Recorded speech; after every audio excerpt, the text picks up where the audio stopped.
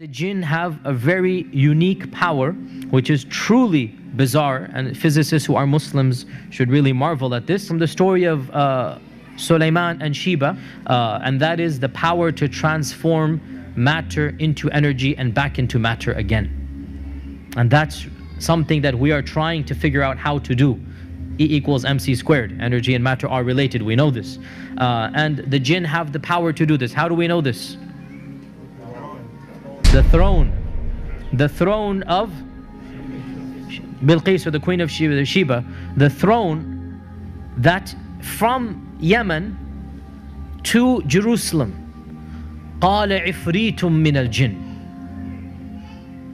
Now, jinns, there are many levels, and ifrit are the most evil and the most powerful. Ifrit are what Western literature calls demons of the jinn. These are the worst of the worst. So the ifrit said, I can bring you the throne before you even stand up. Which makes total sense, physically speaking, from physics I mean. If the jinn can go and come back at the speed of light, and this one jinn is so powerful. Now again, this is my 2 cents. It is as if Allah is saying this is the max that any jinn can possibly do. Because Sulaiman had control over all the jinns.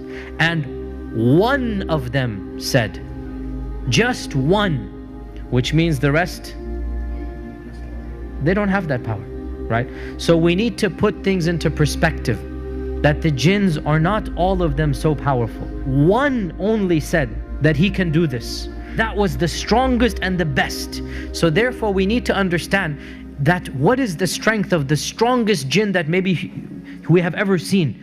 He can pick up the throne of Sheba. Okay, in these days a crane can do that. I'm just saying, right? It's not as if the jinn can pick a star up or the moon. It's a physical strength that we can understand. And what was supernatural for us was what? Is that to transport it. And it is well known that this throne is going to be inside the palace, that if he were to take the throne, it would not be flying in the air. People are not going to see it flying. Rather, it would disappear there and appear in front of Sulaiman, which means what?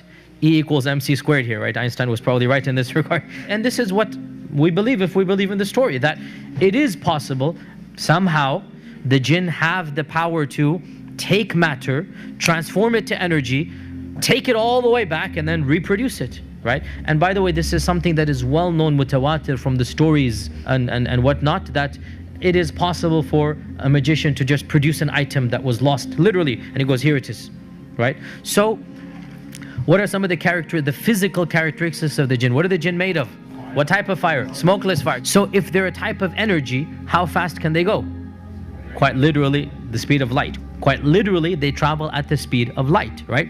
If they're energy, then do physical structures block them? No. Just like my phone is working right now and we're inside the room, right? Just like radio waves, just like other waves are coming into this room, and the physical structure has nothing to do with them. They're made out of smokeless fire, so this makes them invisible to us, right? They have the capacity to transfer from one energy to another, so they can become physical, and they can be seen to us when they want to. So how do they do that? In our modern vernacular, they'll simply shift into the color spectrum of light waves. What is the only energy that we can see, I should say? It's a very small window, the colors of the spectrum, right? So the jinn have the capacity to just move their energy into that level, if you like, and they can then appear to us. They have the capacity to project their voice so that we can hear the energy of the sound, but it's all energy. So they are invisible, and Allah says in the Quran, إِنَّهُ يَرَاكُمْ هُوَ وَقَبِيلُهُ مِنْ حَيْثُ لَا تَرَوْنَهُمْ. Iblis and his tribe can see you from places you cannot see them. So in this regard, they have the upper hand. They can see you and you cannot see them. They can make their presence known to you. You don't have any clue where they are or not.